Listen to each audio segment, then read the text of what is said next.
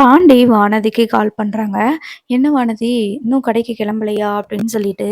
"ஐயோ! ஆமா பாண்டி. நான் இன்னைய வரைக்கும் தூங்கிட்டேன். நைட்டு ரொம்ப லேட் ஆச்சா படுத்து தூங்குறதுக்கு. இப்பயும் லேட் ஆயிருச்சு எழுந்திரிக்க. சரி, நானு கடைக்கு கிளம்பிட்டு தான் இருக்கிறேன். நீ வந்துட்டியா?" அப்படின்னு சொல்லிட்டு கேட்குறாங்க. "நான் கடையில தான் இருக்கிறேன். நீ கிளம்பி வா" அப்படின்னு சொல்லி சொல்றாங்க. சரி ஓகே பாண்டி, இந்த வந்துடுறேன்" அப்படின்னு சொல்லிட்டு வானதி வந்துட்டு நல்லா ட்ரெஸ் பண்ணி சாரீலாம் கட்டிட்டு கிளம்புறாங்க. அதுக்கப்புறமா அங்க கடைக்கு போயிட்டு பார்த்தீங்கன்னா, அவங்க எல்லாருமே எல்லாமே வந்துட்டு ஆல்ரெடி டெக்கரேட் பண்ணிலாம் வச்சிருக்கிறாங்க. அது போக ரொம்ப சிம்பிளா சும்மா கொஞ்சம் அங்கங்க பேட்ச் ஒர்க்லாம் பார்த்துட்டுருக்காரு பாண்டி. அப்போ வானதி இருந்துட்டு வேகமா வந்துட்டு, "சாரி பாண்டி, லேட் ஆயிருச்சா?" அப்படின்னு சொல்லி சொல்றாங்க. "என்ன நீ பொறுப்பா இருக்க வேண்டாமா?" அப்படின்னு சொல்லி கேட்கும்போது, "இல்ல பாண்டி, நைட்டு போய் தூங்குறதுக்கு ரொம்ப லேட் ஆயிருச்சு பார்த்தியா? அதனால இப்ப எழுந்திரிக்க கொஞ்சம் லேட் ஆயிடுச்சு. அது போக நான் வந்து கிளம்புறதுக்கு வேற சாரி வேற கட்டியிருந்தேனா, அதுக்கு தான் கொஞ்சம் லேட் ஆயிடுச்சு. கவலைப்படாத. நான் கரெக்டான டயத்துல வந்துட்டேல்ல" அப்படின்ற மாதிரி சொல்றாங்க. "என்னத்த, சரி ஓகே நில்லு" அப்படின்னு சொல்லிட்டு பாண்டி வந்துட்டு வேகமா அ பூ எடுத்து வந்து குடுக்குறாங்க. "என்ன பாண்டி இது?" அப்படின்னு சொல்லி கேட்குறாங்க. "நைட்டு பூ குடுத்தேன்ல, அது வாடி போயிருக்கும் அப்படின்னு சொன்னேன்ல, காலையில வரைக்கும் இருக்காது அப்படின்னு சொல்லிட்டு. அதனால ஒரு வேளை அப்படி வாடி போயிருந்தா என்ன பண்றது? அதனால தான் பூ வாங்கிட்டு வந்தேன். நான் உனக்கும் வாங்கி தரேன்னு சொன்னேன்ல, இந்தா பூ வச்சுக்கோ" அப்படின்னு சொல்லி சொல்றாங்க. "ரொம்ப தேங்க்ஸ் பாண்டி, நீயே வச்சு விட்டுரு" அப்படின்னு சொல்லும்போது, உடனே பாண்டி இருந்துட்டு, "ஆமா சரி, திரும்ப நானே வச்சு விட்டுறேன்" அப்படின்னு சொல்லிட்டு பூ வச்சு விட்டுறாரு. அதுக்கப்புறமா இப்போ ரிப்பன் எல்லாம் கட்டிடுறாங்க. கட்டி முடிச்சிடுறாங்க. அதுக்கப்புறம் அவங்க அப்பாவும், அம்மாவும் வராங்க. அவங்க அப்பாவும், அம்மாவும் வந்துட்டு வானதி வந்து சொல்றாங்க, "அம்மா, பூஜைக்கான ஜாமான்லாம் வாங்கிட்டு வர சொன்னேன்ல, பொருளெல்லாம் வாங்கிட்டு வர சொன்னேன்ல, வாங்கிட்டு வந்துட்டீங்களாம்மா?" அப்படின்னு சொல்லி சொல்றாங்க. "ஏன்டி பறக்குற? அதெல்லாம் வாங்கியாச்சு" அப்படின்னு சொல்லி சொல்லும்போது, பாண்டி இருந்துட்டு, "நானே சொல்லுவோன்னு நெனச்சேன். நானும் வாங்கியிருக்கிறேன்" அப்படின்னு சொல்லி சொல்றாங்க. "ஐயோ! தம்பி, நீங்க வேற வாங்கிட்டு வந்துட்டீங்களா? நான் வேற வாங்கியிருக்கிறேனே" அப்படின்னு சொல்லி சொல்லும்போது, "சரி பரவால்ல அங்கிள், நான் உங்ககிட்ட சொல்லியிருக்கணும். நான் மறந்துட்டேன். சரி இருக்கட்டும்" அப்படின்னு சொல்லிட்டு அவங்க வந்து அந்த சாமி ஃபோட்டோ ஒண்ணு வச்சிருந்தாங்களா, அதுக்கு முன்னாடி வந்து எல்லாத்தையுமே அரேஞ்ச் பண்ணி வைக்கிறாங்க. இப்போ அவங்களோட வானதியோட ஃப்ரெண்ட்ஸ் வராங்க. அதுக்கப்புறமா நம்ம சோழன், நிலா, சேரண்ணா, பல்லவன் இவங்க வந்து கிளம்பி வராங்க. கிளம்பி வந்ததுமேட்டு பாண்டி இருந்துட்டு, "வா சோழா, டேய் வாங்கண்ணே, அண்ணே சேரண்ணே வாண்ணே, வாங்க" அப்படின்னு சொல்லிட்டு நிலா எல்லாரையுமே கூப்பிடுறாங்க. வானதியும் வேகமா வீட்டுக்குள்ள சாரி நம்ம மெடிக்கல் ஷாப்குள்ள இருந்துட்டு வெளியில வந்தாங்க. வந்துட்டு, "வாங்க அண்ணே, சேரண்ணா வாங்க, சோழன் சோழன் ப்ரோ வாங்க" அப்படின்னு சொல்லிட்டு, "நிலாக்கா நல்லா இருக்கீங்களா?" அப்படின்னு சொல்லி சொல்லும்போது, நிலா வேகமா வானதிய கட்டிப்பிடிச்சுட்டு, "கங்ராச்சுலேஷன் வானதி" அப்படின்னு சொல்லி சொல்றாங்க. "ரொம்ப தேங்க்ஸ்க்கா" அப்படின்னு சொல்லிட்டு வானதி சொல்லிட்டு, அதுக்கப்புறமா எல்லாத்தையுமே பார்க்குறாங்க. சுத்திலாம் பார்த்துட்டு, "ஓ! பக்கத்துலயே ஹாஸ்பிட்டல் இருக்காப்பா?" அப்படின்னு சொல்லிட்டு சேரண்ண கேட்குறாங்க. "ஆமாண்ணே, பின்னாடி தான் ஹாஸ்பிட்டல் இருக்குது" அப்படின்னு சொல்லி சொல்லும்போது, "சரிப்பா, ரொம்ப இடம் கரெக்ட்டா நல்லா அமைஞ்சிருக்குதுப்பா" அப்படின்னு சொல்லி சொல்றாங்க. "ஆமாண்ணே, நல்ல இடமா தான் இருக்குது. சோழன் வந்து பார்த்து சொன்னான். நாங்களும் நல்லா இந்த பக்கத்துல, அக்கம் பக்கத்துலலாம் விசாரிச்சு பார்த்துட்டேன். ஒண்ணும் பிரச்சனை இல்ல. நல்லா தான் இருக்கு" அப்படின்ற மாதிரி பாண்டி சொல்றாங்க. சரிப்பா, ரொம்ப நேரம் ஆயிருச்சோ?" அப்படின்னு சொல்லிட்டு சரண் கேட்கும்போது, இல்லண்ணே, இப்ப தான் வானதியே வந்திருக்கிறா" அப்படின்னு சொல்லி சொல்றாங்க. சரின்னு சொல்லிட்டு, "இப்போ ரிப்பன் கட் பண்ணிடலாமா? சும்மா சின்னதா ஒரு ரிப்பன் கட் பண்றது தான்" அப்படின்னு சொல்லிட்டு வானதி சொல்றாங்க. "சரி, அதனால என்ன, இப்போ கஸ்டமர்ஸ்லாம் வெயிட் பண்ணிக்கிட்டு இருப்பாங்க. ரொம்ப நேரம் எடுத்துக்காம நீ வேலைய ஆரம்பி" அப்படின்னு சொல்லிட்டு சொல்லும்போது, "சரி பாண்டி, நீ ரிப்பன் கட் பண்றியா?" அப்படின்னு சொல்லிட்டு குடுக்குறாங்க. "இல்ல வானதி, இது உன்னோட கடை தான். நீயே ஆரம்பிச்சு வையி" அப்படின்னு சொல்லி சொல்றாங்க. உடனே வானதியோட அப்பா, அம்மா கிட்ட வந்துட்டு, "நீங்க தான் இந்த மெடிக்கல் ஷாப் திறக்கிறதுக்கு பணம் ரெடி பண்ணி குடுத்துருக்கிறீங்க, அட்வான்ஸ் பணத்த. என்னதான் இருந்தாலும் உங்க பொண்ணு நல்லா இருக்கணும் அப்படின்னு சொல்லிட்டு, பொண்ணோட பிசினஸ் நல்லபடியா வரணும் அப்படின்னு சொல்லி, நீங்களும் சேர்ந்து ரிப்பன கட் பண்ணுங்க" அப்படின்ட்டு பாண்டி சொல்றாங்க. "அதெல்லாம் இருக்கட்டும் தம்பி. நீங்க வாழ போறது நீங்க 2 பேர் தான். நீங்க 2 பேரும் ரிப்பன் கட் பண்ணுங்க" அப்படின்ற மாரி சொல்லிட்டு இருக்கும்போது, நம்ம பல்ல வந்துட்டு, "யாராவது ஒரு ஆள் ரிப்பன கட் பண்ணுங்களேன்" அப்படின்னு சொல்லி சொல்றாங்க. உடனே வானதி இருந்துட்டு, "சரி எல்லாருமே சேர்ந்தே கட் பண்ணலாம்" அப்படின்னு சொல்லிட்டு எல்லாருமே வந்து நிக்கிறாங்க. வானதி வந்துட்டு ரிப்பன கட் பண்ணிட்டு, அதுக்கப்புறம் நேரா வானதியோட அப்பா வந்து பார்த்தீங்கன்னா, பூஜை வைக்கிறாரு. பூவெல்லாம் போட்டு அந்த மாரி கற்பூரம்லாம், தேங்காய் பழம்லாம் உடைச்சு இந்த மாரி பூஜைலாம் முடிஞ்சிருது. அதுக்கப்புறம் ஜூஸு, ஸ்நாக்ஸு அப்படின்னு சொல்லிட்டு எல்லாத்தையுமே குடுக்குறாங்க. அந்த நேரம் நம்ம பாண்டியோட ஃப்ரெண்ட்ஸ் அவங்களும் வந்து வராங்க. வந்துட்டு, "பரவாயில்லையே, உன் ஆளுக்கு மெடிக்கல் ஷாப்லாம் வச்சு குடுத்துட்டியா?" அப்படின்னு சொல்லி கேட்குறாங்க. "நான் வைக்கலடா, அவங்க வீட்லேருந்து தான் வச்சு குடுத்துருக்காங்க" அப்படின்னு சொல்லிட்டு அவங்களுக்கும் ஸ்நாக்ஸ் எல்லாமே குடுக்குறாங்க. அதுக்கப்புறம் வானதியோட ஃப்ரெண்ட்ஸ் வராங்க. அவங்களுக்கும் ஜூஸு, ஸ்நாக்ஸு அப்படின்னு சொல்லிட்டு எல்லாத்தையுமே குடுத்துடுறாங்க. அப்பதான் நம்ம சோழன் இருந்துட்டு, "பரவால்ல, வாழ்த்துக்கள் வானதி. வானதி இப்போ இன்னையிலிருந்து ஒரு பிசினஸ் ஓனர்" அப்படின்னு சொல்லி சொல்றாங்க. "ஆமா, நானும் பிசினஸ் ஓனர் தான். என்னாலயும் பிசினஸ் பண்ண முடியும் தானே" அப்படின்னு சொல்லிட்டு வானதி வந்து சொல்றாங்க.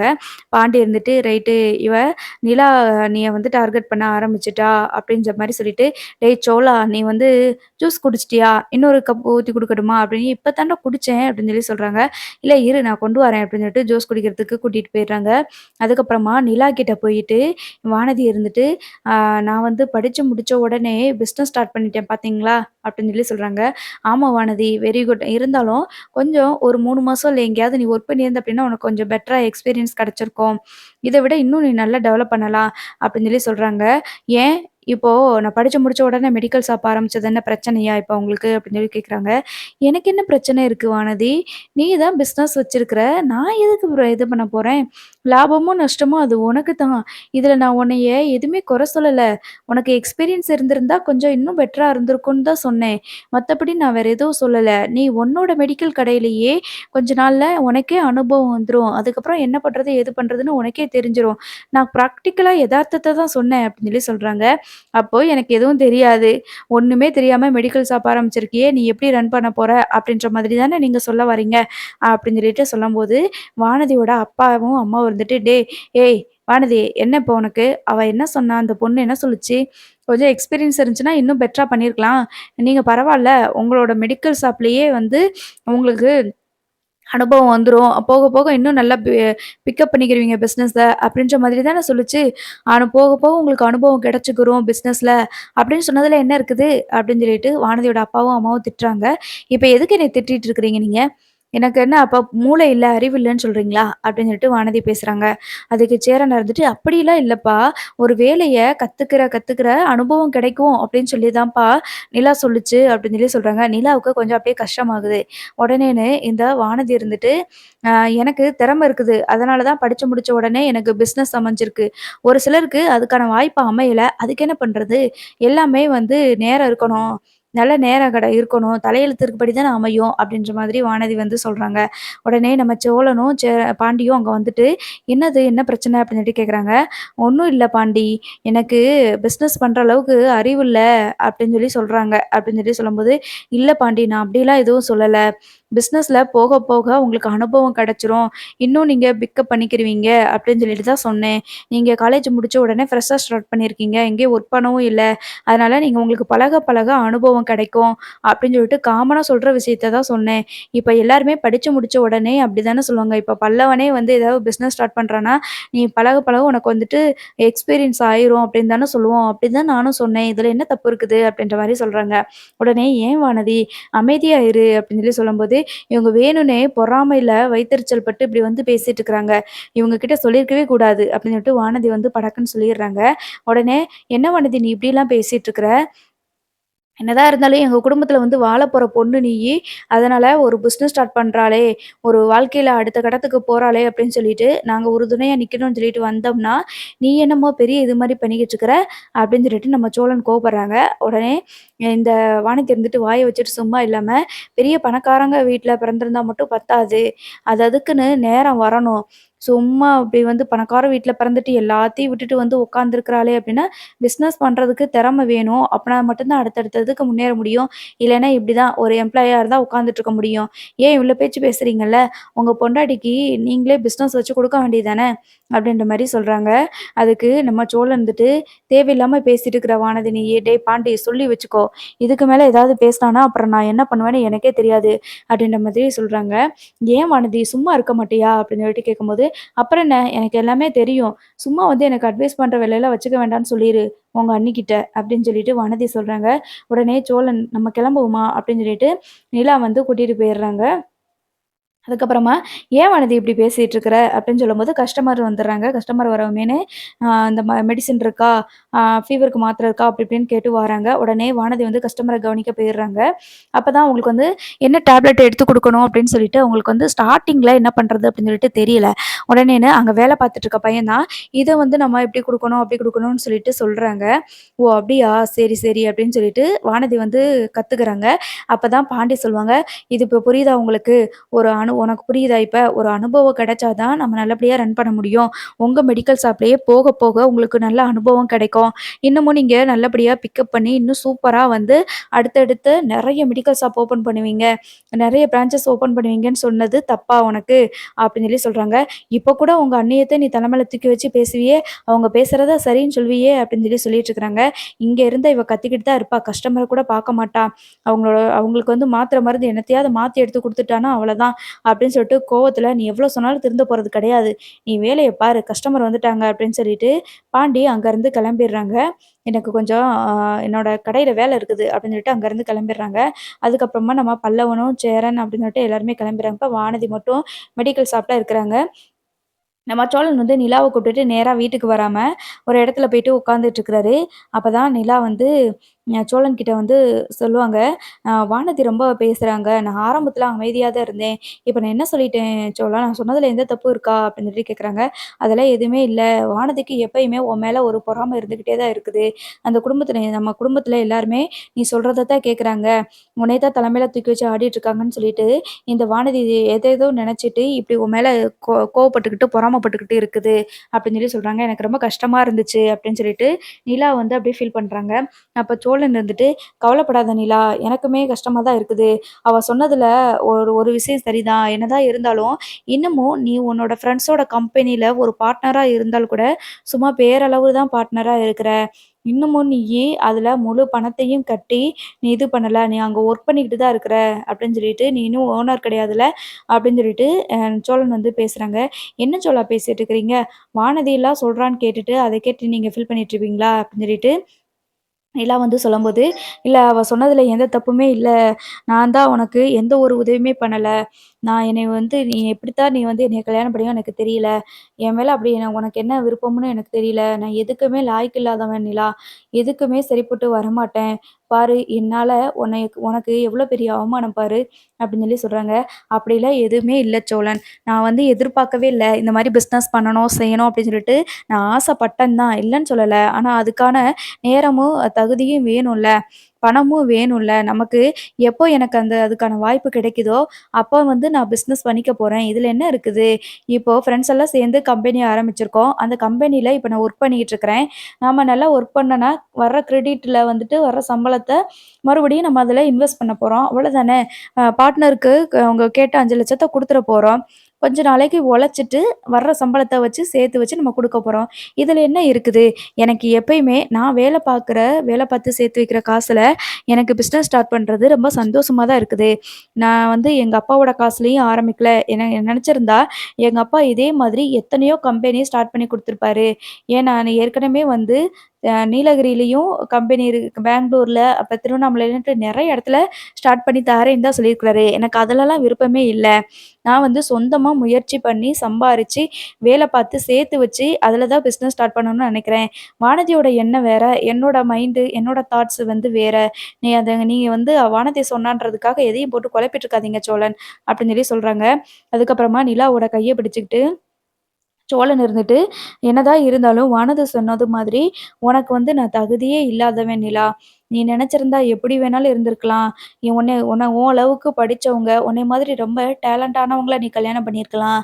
நீ என்னைய கல்யாணம் பண்ணிட்டு தானே இப்படி இப்படிலாம் பேச்சு வாங்க வேண்டியதா இருக்கு. கவலையே படாத நிலா.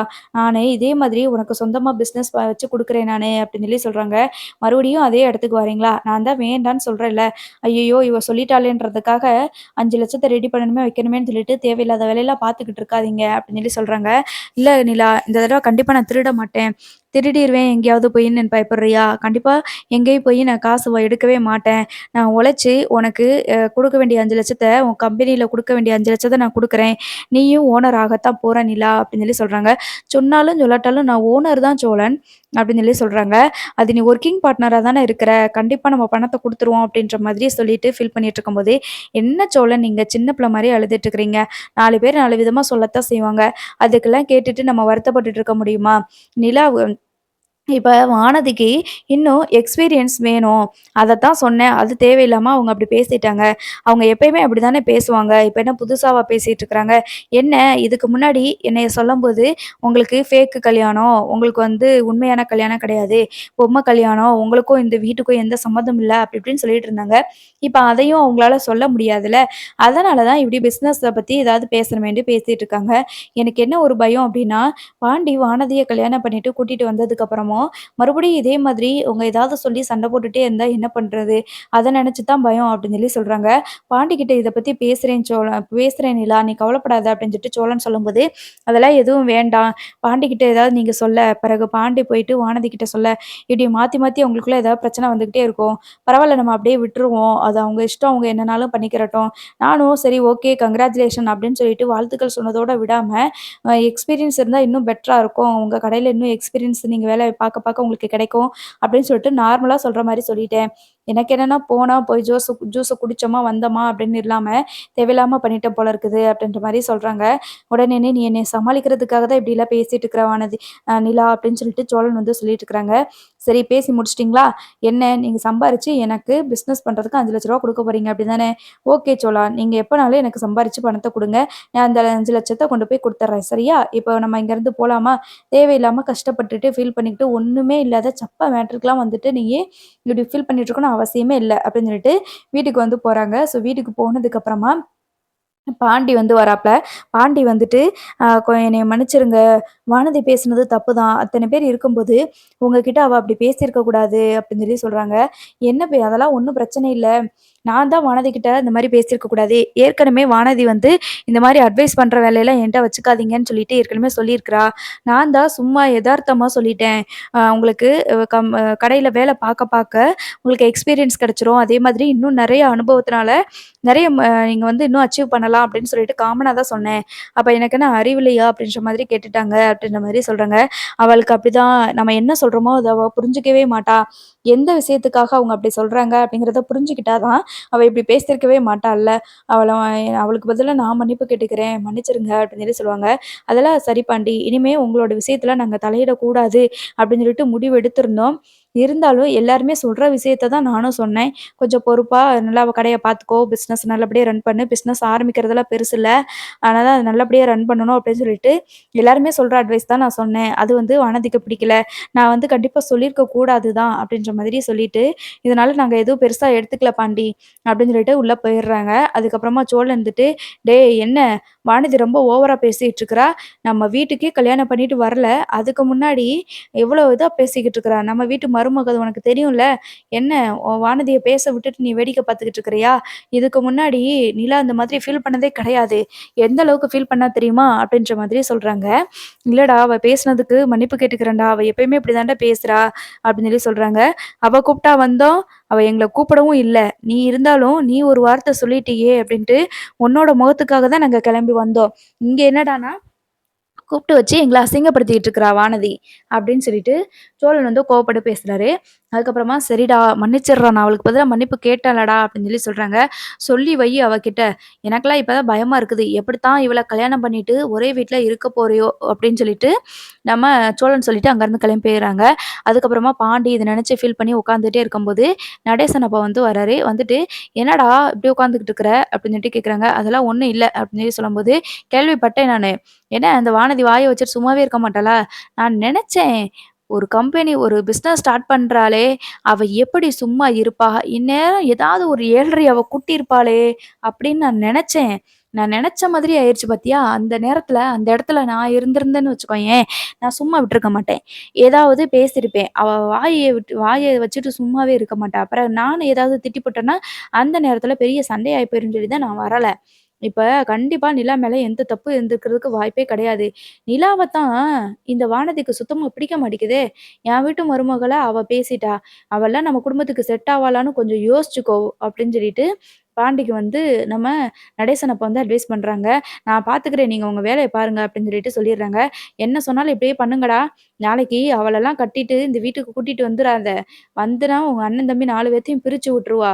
இல்ல அப்டின்னா எல்லாத்தையும் வெளிய அனுப்பிட்டு ஒன்ன மட்டும் அவள இந்த வீட்ல இருப்போம். எல்லாத்தையும் விரட்டி விட்டுருவோம்ன்னு சொல்லிட்டு எல்லாரையுமே காலி பண்ண வைக்கத்தான் போறா! பார்த்துக்கிட்டே இரு! அப்படின்னு சொல்லிட்டு நடேசன் அப்பா சொல்றாரு. "நீ எழுதி வச்சுக்கோடா! நீ கல்யாணம் பண்ணிட்டு வர்றதுக்கு வரைக்கும் உயிரோட இருக்க போறேனோ, இருக்கலையேன்னு எனக்கு தெரியாது. ஆனா, அவ என்னைக்கு வீட்டுக்குள்ள வந்தாளோ, வந்த அன்னைக்கே எல்லாரையுமே விரட்டி விட்டுருவா. அப்படி இல்லைன்னா, உன்னைய உன் அண்ணன் தம்பிங்க கிட்ட இருந்து பிரிச்சு கூட்டிட்டு போயிருவா. இதுதான் நடக்கும்." அப்படின்னு சொல்லிட்டு அங்கருந்து போயிருவாரு. பாண்டிக்கு இத நெனச்சு ரொம்ப ஃபீலிங்கா இருக்கும். இந்த வானதி எப்ப பார்த்தாலும் இந்த மாதிரி பண்ணிக்கிட்டே இருக்கிறாளே! நம்ம கூப்பிட்டோன்றதுனால தானே இவங்க வந்தாங்க. இவ இப்படி பேசிட்டாளே அப்படின்னு சொல்லிட்டு இதையே நினைச்சு ஃபீல் பண்ணிட்டு இருக்கிறாங்க. அதுக்கப்புறமா பல்லவனுக்கு வந்து பார்த்தீங்கன்னா, காயத்ரி ரொம்ப நாள் கழிச்சு கால் பண்றாங்க. கால் பண்ணிட்டு, "என்ன பல்லவா எப்படி இருக்க?" அப்படின்னு சொல்லி கேட்குறாங்க. "என்ன காயத்ரி கால் பண்ணியிருக்கிற?" அப்படின்னு சொல்லிட்டு கேட்குறாங்க. "ஆமா, அ இப்ப பிரச்சனைலாம் நார்மல் ஆயிருச்சுல, காலேஜ்லாம் முடிஞ்சிருச்சு. நீ என்ன பண்ண போற அடுத்து?" அப்படின்னு சொல்லிட்டு கேட்குறாங்க. "ஆமா, ஒரு 6 மாசம் அப்படியே இருக்க வேண்டியதுதான். அப்படியே வேலைய பார்க்க வேண்டியதுதான். இல்ல அப்படின்னா, அ பார்ப்போம். அண்ணன் இன்னும் ஒண்ணும் சொல்லல. செமஸ்டர்லாம் முடிஞ்சிருச்சு. என்ன பண்றதுன்னு யோசிக்கணும்." அப்படின்னு சொல்லிட்டு பல்லவன் வந்து கேஷுவலா சொல்லிட்டு இருக்கிறாங்க. அதுக்கப்புறமா, "நீ என்ன பண்ற?" அப்படின்னு சொல்லி கேட்குறாங்க. "நான் திருவண்ணாமலைக்கு வந்திருந்தேன் தெரியுமா? நான் உனக்கு கால் பண்ணலான்னு நெனச்சேன். எங்க அண்ணியோட ரிசப்ஷன் அங்க நடந்துச்சு. உனக்கு கால் பண்ணலான்னு நெனச்சேன். அதுக்கப்புறம் நீ என்ன சிச்சுவேஷன்ல இருக்கியோ தெரியலையே அப்படின்னு தான் நான் விட்டுட்டேன். இல்லைன்னா நான் உன்னைய வந்து அங்க பார்க்கலாம்லாம் நெனச்சுட்டு இருந்தேன் தெரியுமா?" அப்படின்னு சொல்லி சொல்றாங்க. "ஓ! அப்படியா? இப்ப நான் சென்னையில தான் இருக்கிறேன்." அப்படின்னு சொல்லி சொல்றாங்க. "சென்னையில இருக்கிறியா? எப்போ இங்க வந்த?" அப்படின்னு சொல்லி கேட்குறாங்க. "இன்னைக்கு காலையில தான் வந்தேன். அதனால தான் நான் உன்கிட்ட இப்ப பேசிட்டு இருக்கிறேன்." அப்படின்னு சொல்லி சொல்றாங்க. "சென்னைக்கு எப்படி வந்த இங்க? உன்னைய தான் திருவண்ணாமலையிலேயே கூட்டிட்டு போய் அங்க சேர்த்து விட்டுட்டாங்கல்ல. அப்புறம் மறுபடியும் என்ன இங்க வந்திருக்க?" அப்படின்னு சொல்லி கேட்குறாங்க. "இல்ல நம்ம படிச்சதுக்கு வேலை, அப்புறம் பிசினஸ் இல்ல பிஜி ஏதாவது பண்ணணும்னாலும் இங்க இருந்து தானே பண்ண முடியும். அதனால தான் வந்துட்டேன். எங்க வீட்ல என்கிட்ட வந்து சரியா பேசல தான். இருந்தாலும் என்னைய கொஞ்சம் கொஞ்சமா வந்து கோவத்த வந்து குறைச்சுக்கிட்டாங்க. இப்ப அங்க இருந்து யாருமே என்கிட்ட சரியா பேசாம, செய்யாம நம்ம வீட்டிலேயே சொந்த வீட்லயே வந்து ரொம்ப கஷ்டமா இருந்துச்சு. இப்ப நான் கேட்டேன். அதனால கூட்டிட்டு வந்துட்டாங்க. ஒண்ணும் பிரச்சனை இல்ல. யாரும் எதுவும் ஒண்ணும் சொல்லல. ஒழுங்கா வேலைய பார்க்கறத மட்டும் பாரு. தேவையில்லாம எந்த வேலையும் பண்ணிட்டு இருக்காதன்னு சொல்லிட்டு வீட்ல திட்ட தான் செஞ்சாங்க." அப்படின்னு சொல்லி சொல்றாங்க. "சரி, அப்ப நீ வந்ததுமே கால் பண்ணியிருக்கிற?" அப்படின்னு சொல்லி கேட்கும்போது, "இல்ல, நான் எனக்கு உன்னைய பார்க்கணும் போல இருந்துச்சு. அதனால தான் கால் பண்ணேன்." அப்படின்னு சொல்லி சொல்லும்போது, "உன் ஃப்ரெண்ட்ஸோட வீட்ல தான் தங்கியிருக்கியா?" அப்படின்னு சொல்லிட்டு கேட்குறாங்க. "இல்ல, நான் இப்ப அங்க இல்ல. நான் வேற ஒரு பிஜி ஹாஸ்டல் பார்த்து தான் தங்கியிருக்கிறேன். நம்ம வெளியில ஏதாவது ஒரு காஃபி ஷாப்ல பார்த்து மீட் பண்ணலாம்." அப்படின்னு சொல்லிட்டு இந்த காயத்ரி வந்து சொல்றாங்க. பார்ப்போம் என்ன நடக்குது.